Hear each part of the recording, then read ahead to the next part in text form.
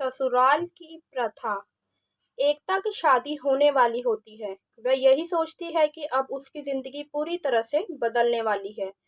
ऐसे ही एकता की शादी हो जाती है।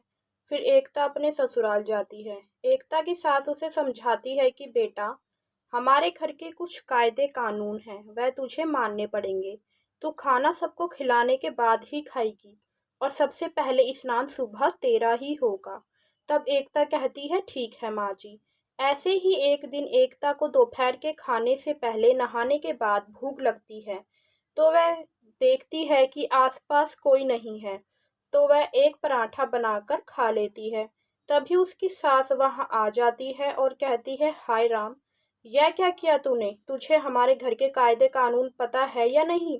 मैंने कहा था ना, सबको खिलाने के बाद ही खाएगी तू।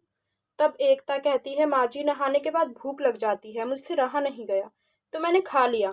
तभी उसकी सास उसे बहुत सुनाती है और वहां से चली जाती है। ऐसे ही वहां ससुर जी आकर कहते हैं कि बहू, मेरी चाय में शक्कर कम डालना और खाने में नमक कम। और उसके ननद आ करके कहती है, भाभी, मेरा कमरा सेट कर दो और अलमारी भी सेट कर दो। बेचारी एकता बिना कुछ कहे सब कुछ सहती रहती है और काम करती रहती है। फिर एकता अपने ससुर जी के लिए बिना शक्कर वाली चाय उनके कमरे में रख रख कर आती है और शक्कर वाली चाय अपने पति के लिए रख देती है। उसके ससुर जी उसके पति की चाय पी लेते हैं और कहते हैं, अरे बहू, आज तूने चाय में मीठा डाल दिया, कहाँ ध्यान है तेरा? तो वह कहती है, पापा जी, आपकी चाय तो मैंने आपके कमरे में रखी थी, आपने इनकी चाय क्यों पी ली? सामने से सास आती है और कहती है, यह क्या तरीका है बात करने का? चाय पी भी ली तो क्या हुआ? तब एकता बताती है कि माँ जी, मैं तो बस यही कह रही थी कि इनकी चाय मैंने उनके कमरे में ही रखी थी। तभी सामने से एकता की ननद ऊट पटांग कपड़े पहनकर आती है और कहती है, माँ, मैं कॉलेज जा रही हूँ। तब एकता कहती है, कॉलेज में ऐसे कपड़े नहीं पहनकर जाते, सब तुम पर हंसेंगे। एकता की सास कहती है, अब तू बताएगी हमें कि हमें कैसे कपड़े पहनने चाहिए, तू चुप रह। और अपनी बेटी को कहती है, बेटा चेंज कर ले, कुछ दूसरा पहन ले। तब उसकी बेटी कहती है, क्या माँ, तुम खुद तो नौकरानी जैसी बनी फिरती हो पूरे घर में। मैं अपने दोस्तों को भी तुमसे नहीं मिला पाती हूँ कि कहीं मेरे दोस्त यह ना कहें कि तेरी माँ कैसी है। यह सुनकर एकता की सास को बहुत बुरा लगता है। एकता अपनी ननद को समझाती है कि हमारी माँ जैसी है, हमें उसका सम्मान करना चाहिए।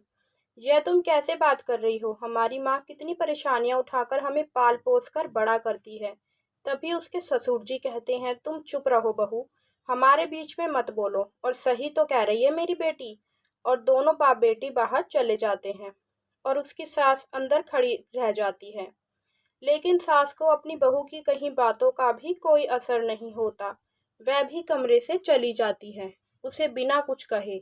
अगले दिन एकता की सास उसे आवाज लगाती है कि बहू, जरा बाहर आओ।